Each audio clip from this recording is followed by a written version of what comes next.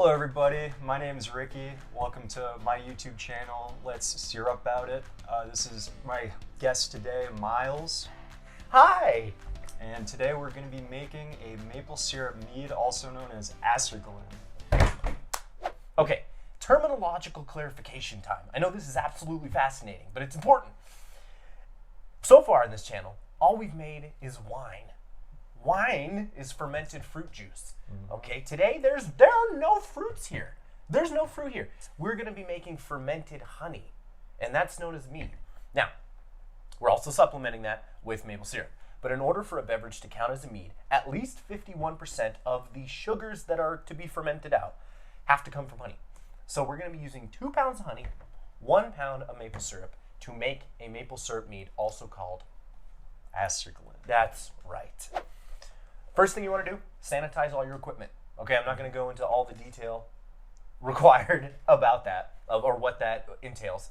I've done it in other videos, and I'll have a little link to a video going in all the fascinating details about sanitation. But sanitize everything, let it out to dry, and then proceed. All right, Maple Man, with my food scale, go ahead and weigh out 16 ounces. 16 ounces of maple syrup. Which to some people, they might think is a pound. Oh God! I didn't think. Wait. It's so full. It's so full. I didn't realize it'd be that full. Yeah. it's like right to the brim. Yeah. Holy crap! This is the opposite of a bag of chips. Caleb's really out here for me, man. Okay. I mean, I trust you. I think in once it's like when you pour water and overcome surface tension. A fluid motion. Yeah.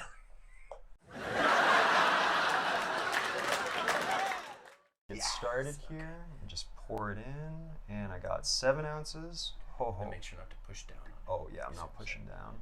Okay. Oh man, this is gonna be so. Oh wow. Oh. All right. Oh man, that was beautiful right there. We're clocked in at 16.7 ounces. You know, just a little bit too much, but I like maple syrup, so I'm just gonna leave that in there. That's okay. All right.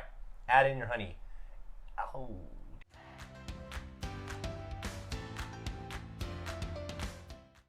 Why 3 pounds total? Like 2 pounds of honey, 1 pound of maple syrup. Why not more? Why not less?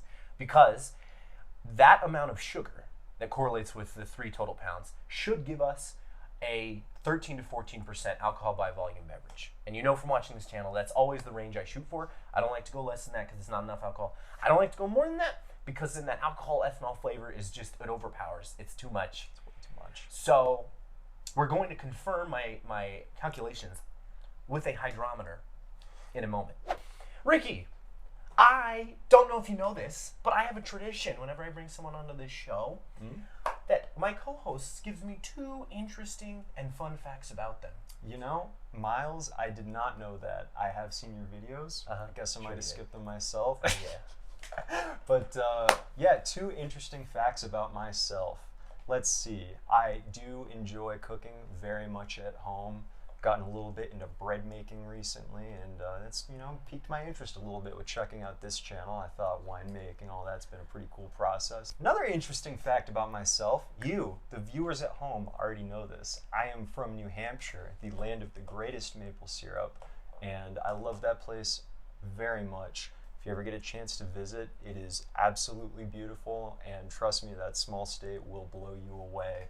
So now, we want to add water to this. So in the mead making community, it's kind of a controversial question about water to use. Hot topic. A lot of people use spring water, bottled water. I just decided to do that. If you don't want to do that, you can use tap water and it's perfectly fine. What you want to do first, fill this thing here to halfway with water. And I'll explain why. But I'm not doing it. Ricky. You're getting all the pouring duties today. Oh yeah.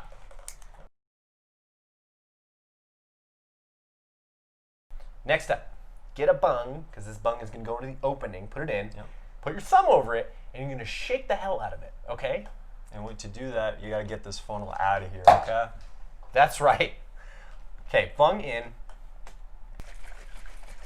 Now, if you really have full commitment, do this for a full 90 seconds. Full 90 seconds. And just follow along at home, even if you're not, wow, I'm spilling a lot. Even if you're not you know, currently making the wine, it's good to get into the motion itself and get used to it. So just follow along with home with a bottle or perhaps a weight, and just do this for, like Miles said, about 90 seconds, okay? All right, I'd say you're good. I am so sorry. I got a little here. That's fine. Once it is all thoroughly mixed, and Ricky really ensured that that happened. Oh yeah. What we're gonna do, fill up the water to about a gallon. Okay. On these gallon carboys, that correlates with just above where it says 1 gallon all the way around the edges. You want to fill up just past that. Arrowhead water. Only the best. I'm gonna do this one. You've done enough. Oh. Okay. Sometimes when you're making a fermentation or wine or mead with fruit, you want to be really careful you don't overfill, because fruit tends to make the yeast more like active and foamy to create foam anyway, and it might blow off the airlock in their process of fermentation. There's no fruit in here, so I'm not worried about that thick, it's called a krausen foam developing. The krausen. So I'm not too concerned about getting it really close up in there. Ricky, what are those in front of you? Well, what I have in front of me here is some cinnamon and some cloves. And, you know, I didn't even know that cloves were a thing until just now. Took a whiff of them. They're incredible. It smells like Christmas. Like you're just, get a whiff of that. All right. Get like the smell vision going. It does. It does. I didn't know cloves were a thing either. I'd heard them called for in a different like mead recipe, but I'd never smelled them before. I bought these today, smelled them, and was like, holy crap. We're going to include those in our Acerglyn to accent the maple flavors. I think it'll come out really tasty. My plan for this is to make a dessert mead. We're not making a dry, no sugar maple syrup mead. It's going to be sweet. So I'm going to use 1 cinnamon stick. And Miles, you were telling me that the maple flavor is actually very subtle in this sort of mead, so we definitely want to be able to make sure that that gets brought out. Mm-hmm. Typically when making Acerglyns, for whatever reason, the yeast pretty much ferment out the mapley flavor. So if you really want to get that, you A, age it for a really long time so that those flavors can come back. But B, you add in maple syrup in like 3 weeks to back sweeten and kind of like get those maple flavors back. Oh man, I can't wait. It's going to be great. Okay. So cloves are really potent, and if you want to include them in a brew and a fermentation, great. But only use one teeny tiny little thing. Pop it in there. If we want more of that clove flavor in 3 weeks when we move on to secondary fermentation, once the primary activity is already done, we can add one in. But it's a wisdom. It's better to start with less when you can add more than add too much and you can't go back. Exactly. All right, so very briefly, we're going to measure this liquid with the hydrometer. And the very simple explanation, all it's doing is measuring the alcohol potential of your mead, okay, or wine or whatever. The more sugar that's in a liquid, the higher this will float. Therefore, you can use this scale to measure how much sugar is in here. And alcohol is created when yeast eat sugar. So if you want 13% alcohol by volume beverage, you have to have a certain amount of sugar. If you want less alcohol than that, you have to have less sugar. So all I'm doing here is making sure we have about a 13 to 14% alcohol potential, okay? Oh man, it's getting the baster in there. All right, so right now it's only at 1.070. 1.070 is only about 10%, so there's not enough sugar in here. If we fermented it out and the yeast ate all the sugar in here, we would only ever get 10% alcohol by volume or less. I want to give us a chance to get 13%. So we're going to add a little bit more maple syrup. Just a little bit. Let's get that bottle back in here. That's right. All right. Okay, Miles, how much do you think we need for the mead? Oh, I wasn't done thinking. Oh.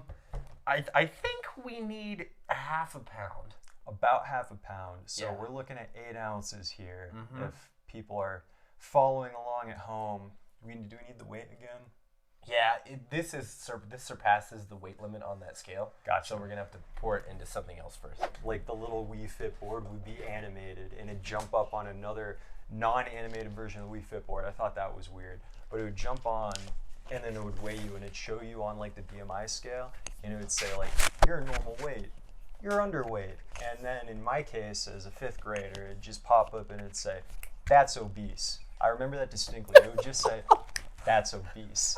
And let me tell you, that was very, very demoralizing as a 5th grader. That's obese. All right, so I discovered over there, we've got some honey that didn't pour into it, out of it. That didn't make any sense. I've just got honey left here. I'm going to just take the last of it. Yeah. All right, while this is happening, Ricky, weigh out 8 ounces of maple syrup. 8 ounces of the finest. All right, let's turn this thing on. And you take this, and you just plop. Oh, wait, stop. Getting a little full here. Crap. And once finally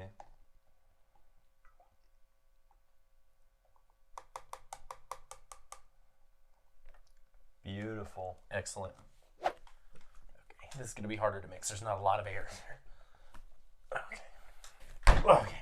Beautiful. Well, I really hope that was enough, because this is a bit of a pain.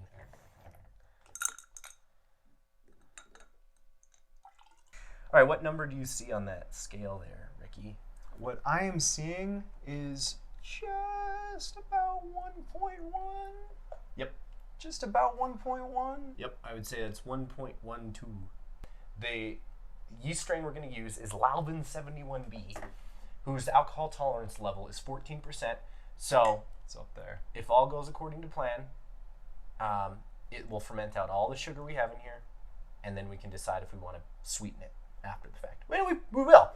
Have you had a good time today, Ricky? It's been nothing but a blast. It's been fun having you on the show. Oh, thank you, Miles. Yep. Okay. So, last step here is to pitch your yeast. You put yeast in here. You didn't put yeast in here, nothing would happen. You just have sugary maple syrup, honey, water.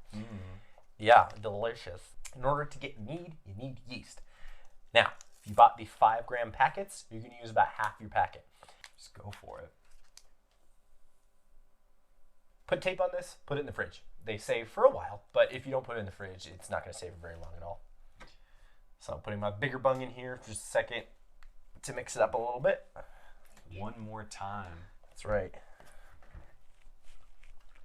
So once your yeast is in here, the next thing you want to do is get a bung and an airlock, fill your airlock with sanitizer water to that line in there, and you put it in. Alrighty, so there's actually one final step that I forgot to mention in the main video, so I'm going to just do it now. You want to add yeast nutrient to your fermenting must. The reason we add yeast nutrient is that it's rich in nitrogen. And you'll notice in here, all it is honey and maple syrup. There's no fruit in here which could serve as a source of nitrogen for your yeast. The reason yeast like nitrogen is that it helps them replicate in a healthy way. Now, if you didn't add yeast nutrient, it would ferment just fine, but it might produce hydrogen sulfide, which smells like rotten eggs. And I don't want that in our mead, and nobody does. So you add a teaspoon of yeast nutrient into here. And I would show you me doing that, but I can't hold the phone and do that at the same time. So just trust me that I did that. Now, over the course of like 2, 3, 4 weeks, the yeast in here are going to replicate 5-fold. I learned that fact recently. And once they've reached that size, they begin consuming the sugars in here, producing alcohol and CO2 gas, carbon dioxide.